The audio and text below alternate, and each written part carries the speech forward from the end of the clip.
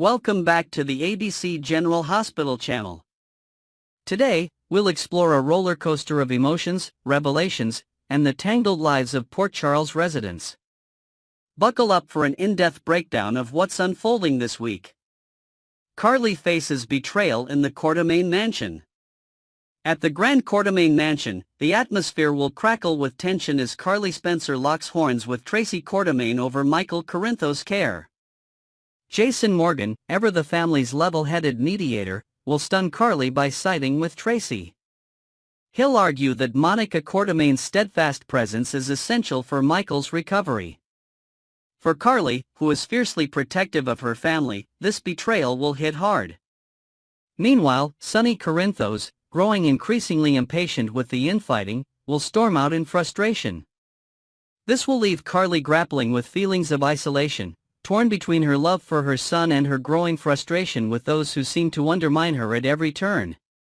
Tracy will escalate the conflict by throwing Carly's past mistakes back in her face, accusing her of bringing chaos to the Quartermaine family from the moment she arrived in Port Charles. "You've left a trail of destruction wherever you've gone, Carly," Tracy will seethe. Carly, undeterred, will fire back with the assertion that her sole focus is Michael's well-being and rallying the family to provide him with the stability he needs. As tempers flare, other family members will be drawn into the fray, with the rift threatening to divide the Quartermaine mansion. This face-off promises to bring high-stakes drama and potentially unearth long-buried family secrets that could forever alter the family's dynamics. Willow and Chase navigate emotional turmoil. Meanwhile, Willow Corinthos will be at her wits' end following a heated exchange with Nina Reeves. Nina will make an ill-timed suggestion that Willow should show deference to Carly and Sonny for the sake of the family, prompting Willow to explode. She'll accuse Nina of once again putting her own interests above everyone else's, reigniting their ongoing mother-daughter feud. Feeling cornered, Nina will confide in Ava Jerome, who will encourage her to remain patient and persistent, reminding her that relationships, especially fractured ones, cannot be mended overnight. Seeking clarity, Willow will turn to Harrison Chase, who has always been a steady source of support. Over coffee, Willow will pour out her frustrations, sharing her fears for her children and the weight of her responsibilities. Chase, with his characteristic calm and understanding, will advise Willow to think about the bigger picture and consider how her decisions impact everyone involved. His words will offer a moment of clarity for Willow, but the tension between her and Nina will remain unresolved, setting the stage for further conflict. Cody's gambles and new opportunities. Elsewhere in Port Charles, Cody Bell will reflect on his latest misstep, a reckless bet on the PCU Bowl game that left him in a financial bind. During a candid conversation with his old friend Dante Falconeri, Cody will admit to feeling like a failure, but Dante will remind him that resilience has always been his greatest strength. Later, Giovanni Gio Palmieri will find Cody brooding at the Quartermaine stables and attempt to cheer him up. When Gio learns about Cody's gambling woes, he'll offer his trademark lighthearted advice, suggesting Cody stick to what he knows best, working hard and taking calculated risks. Just as Cody begins to feel cornered, Selena Wu will enter the scene with a business proposition. With her sharp eye for talent and opportunity, Selena will propose a deal that could help Cody climb out of his financial hole, though it will come with strings attached. As Cody weighs the risks and rewards of this offer, viewers will wonder if he's finally found a way to turn his fortunes around. Brook Lynn and Chase's family struggles. In a heartfelt subplot, Brook Lynn Quartermaine and Harrison Chase will face the emotional challenges of their infertility journey. The couple will visit a specialist for testing, hoping to find answers after months of disappointment. Brook Lynn's anxiety will spike as memories of her teenage years resurface, particularly the painful decision to place a child up for adoption. While Chase will remain optimistic, his unwavering support will be a stark contrast to Brook Lynn's quiet fears of receiving devastating news. To cope with the mounting stress, the pair will spend time at the Quartermaine stables, where Brook Lynn will find solace in caring for the family's horses. As they bond over shared moments of vulnerability, their determination to start a family will underscore their strength as a couple. This journey promises to bring new layers of depth to their relationship while highlighting the emotional complexities of navigating infertility. Kai's optimism inspires Trina. Over at General Hospital, Kai Taylor will receive an unexpected visitor in Stella Henry, who will arrive bearing a thoughtful gift, a stuffed animal to brighten his hospital room. Kai, who suffered a serious injury during the PCU Bowl game, will be touched by Stella's gesture.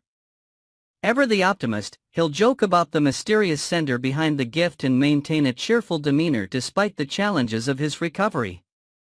Not long after, Trina Robinson will visit Kai, curious to see how he's holding up. During their conversation, Kai's determination and positivity will leave a lasting impression on Trina. He'll share his dreams of making a full recovery and pursuing a future beyond football, inspiring Trina with his resilience. Their growing connection will add a touch of hope and warmth to an otherwise tense episode.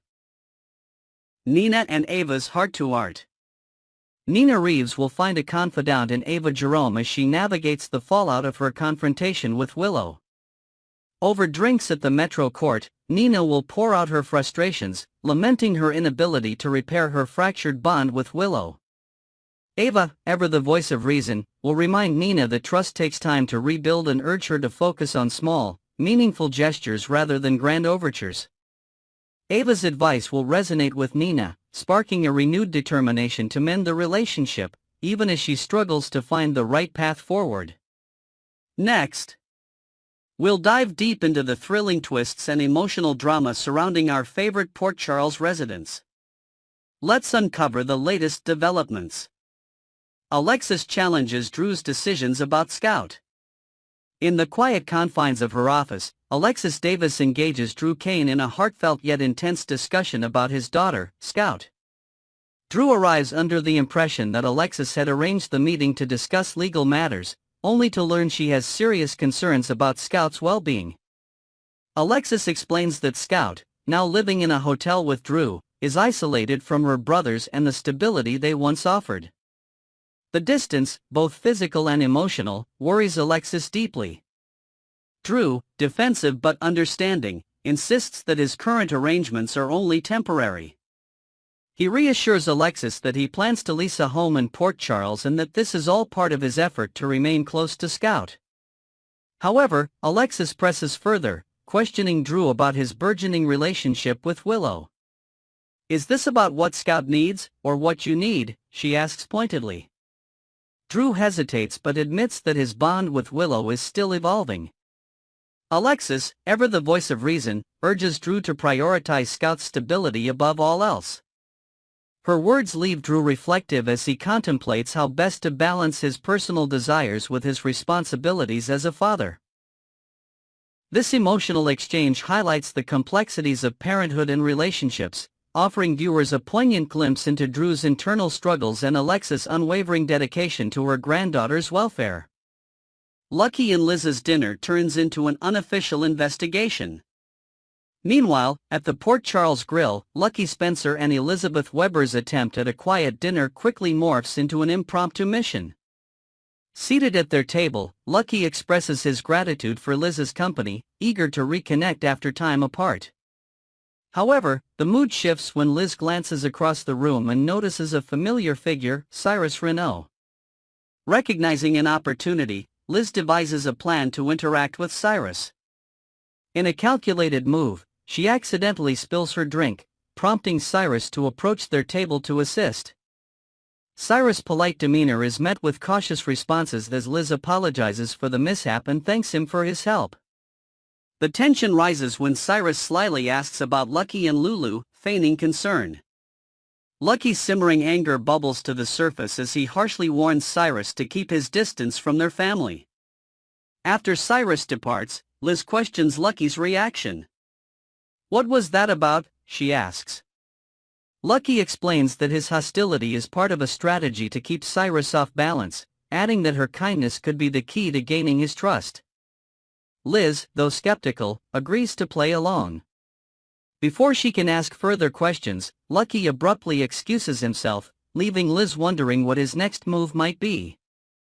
This scene underscores the duo's unique dynamic, balancing personal connections with their unspoken commitment to uncovering Cyrus' motives.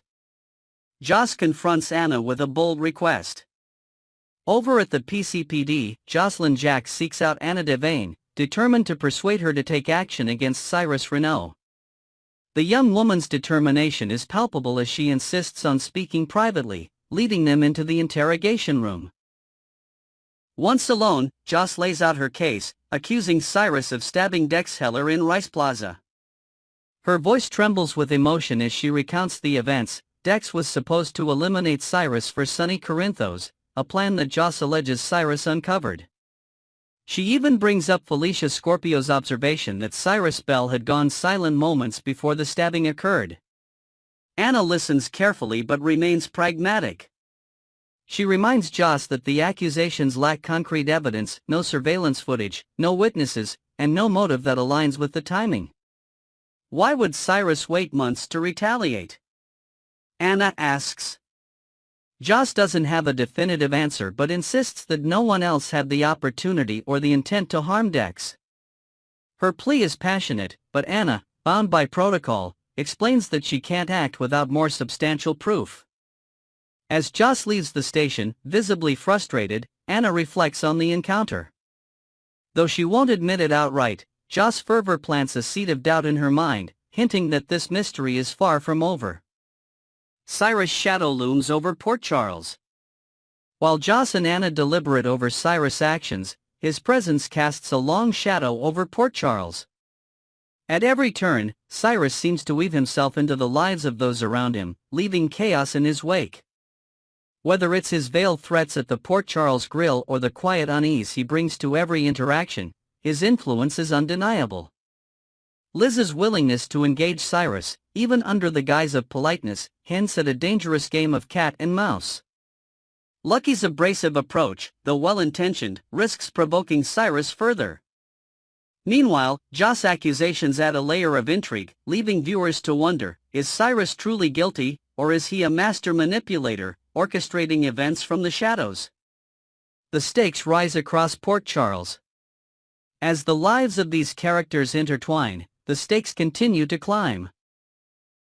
Drew must grapple with balancing his personal life and his role as a father. Lucky and Liz venture deeper into a risky investigation, unsure of where their choices might lead. Joss faces the challenge of uncovering the truth without the support she desperately seeks, and Cyrus remains an enigmatic force whose motives are as unclear as ever. Port Charles remains a city of secrets, alliances, and the constant tension between love and betrayal. Every interaction, every decision, ripples across the fabric of these lives, promising viewers more twists, turns, and unforgettable drama. Next, we're diving into a gripping episode that blends family drama, shocking revelations, and tense confrontations. Let's unpack all the latest developments from Port Charles. Felicia offers tough love to Emma. At the Brown Dog Bar, Emma Scorpio stirs up curiosity and concern in equal measure. The bar is lively, packed with patrons cheering on the PCU game. Cody Bell watches the action with a sharp eye, while Trina Robinson and Giovanni Gio Palmieri sit nearby, fully engrossed in the excitement. Trina, a die-hard fan, can't help but gush over Kai Taylor's stellar performance on the field, declaring, "Kai's on fire tonight." The mood is electric until Emma arrives and shifts the energy. Emma approaches the group confidently, asking Gio if she can join them. With his usual charm, Gio agrees, warning her not to rob anyone in the process. Emma playfully reveals her mischievous side, showing off Joe's phone, which she's managed to swipe without him noticing. Trina laughs nervously but remains intrigued by Emma's boldness. Before the group can settle in, Felicia Scorpio arrives and pulls Emma aside for a private chat. Felicia's concern for her younger family member is palpable as she confronts Emma about her choices. She references Emma's past, reminding her of the property damage incident that led to her expulsion. Emma, however, pushes back, asserting her independence. "I know I messed up, but it's my life, and I'll live it how I see fit," she says firmly. Felicia acknowledges Emma's desire for autonomy but advises her to use her fresh start in Port Charles wisely. Their conversation ends on a hopeful note, with Felicia emphasizing the importance of learning from past mistakes. This heartfelt exchange underscores the challenges of finding balance between freedom and responsibility, offering a glimpse into Emma's rebellious yet vulnerable nature. Carly seeks Jack's help for Michael. Later, at General Hospital, Carly Corinthos Jax takes another step in her quest to secure the best care for her son, Michael Corinthos. She meets with Jack Montgomery, a trusted connection, and lays out her predicament. Carly explains the dire situation, Michael's medical needs, and the complicated family dynamics surrounding his care. She asks Jack if he's familiar with the Baranski Clinic in St. Petersburg, which has developed revolutionary treatments for scars. Jack, while familiar with the clinic, regretfully informs Carly that it no longer exists. He offers a glimmer of hope, revealing that one of the doctors has established a new clinic in Germany. However, the clinic's exclusivity poses a significant hurdle. They only take on a very specific set of clients, Jack explains, and Michael might not meet their criteria. Despite the setback, Jack promises to do everything in his power to get Michael admitted. Carly, grateful for his support, thanks him sincerely and expresses hope that Willow Tate will agree to the plan. This interaction highlights Carly's relentless determination to do whatever it takes for Michael, even as obstacles mount. Jack's willingness to assist adds another layer of complexity to the unfolding story. Family tensions erupt at the hospital. Earlier at the hospital, Carly, Jason Morgan, Felicia Scorpio, and Sasha Gilmore navigate the fallout of Willow's decision to revoke visitation rights for Michael's loved ones. Felicia shares the news with Carly and Jason, prompting Carly to spring into action. "I'm calling Diane Miller," Carly declares, storming off to find legal assistance. When Carly returns, tensions escalate as she reveals another bombshell: Tracy Quartermaine has barred Willow from taking the children. Carly attributes this development to Drew Kane, accusing him of orchestrating the interference. Felicia, ever the voice of reason, warns Carly that taking drastic measures such as holding a press conference to expose Drew will only exacerbate the situation. "I've seen family feuds like this spiral out of control," Felicia cautions. "This won't help Michael or his children." Carly, unwilling to back down, urges Jason to intervene. Jason agrees and leaves to handle the matter discreetly. Felicia, meanwhile, confides in Sasha, admitting that the unfolding drama is overwhelming. "I shouldn't say this to a pregnant woman," she quips, "but I could use a drink." Sasha, ever supportive, offers to be Felicia's designated driver. This scene captures the emotional intensity of the Corinthos-Quartermaine feud, underscoring the high stakes and fractured relationships at play. PCU game brings highs and lows. Back at the Brown Dog Bar, the crowd's cheers echo as PCU dominates the field in the big game. Cody Bell watches with quiet enthusiasm, while Trina Robinson can barely contain her excitement. She praises Kai Taylor's exceptional performance, her admiration evident as she exclaims, "Kai is unstoppable tonight." The lively atmosphere takes a turn when Emma Scorpio joins the group. Introduced to Gio and Trina, Emma quickly makes an impression with her sharp wit and audacious humor. However, her playful theft of Joe's phone raises eyebrows, leaving Trina unsure whether to laugh or be wary. Felicia Scorpio's arrival tempers the mood as she pulls Emma aside for a serious conversation. Their candid discussion reveals Emma's struggles with finding her place in Port Charles, adding depth to her character and setting the stage for potential growth. A web of drama unfolds. The episode weaves a tapestry of interconnected stories, from Carly's unyielding fight for her son to Emma's rebellious streak and Felicia's guiding hand. The Corinthos-Quartermaine feud looms large, threatening to upend the lives of everyone involved. Meanwhile, lighter moments at the Brown Dog Bar provide a reprieve, though not without their own undercurrents of tension. As the stakes rise and alliances shift, viewers are left eagerly anticipating the next chapter in this ever-evolving saga. Thank you for tuning in to ABC General Hospital Channel. Be sure to join us next time for more drama, intrigue, and unforgettable moments from Port Charles. Until then, stay safe and stay entertained.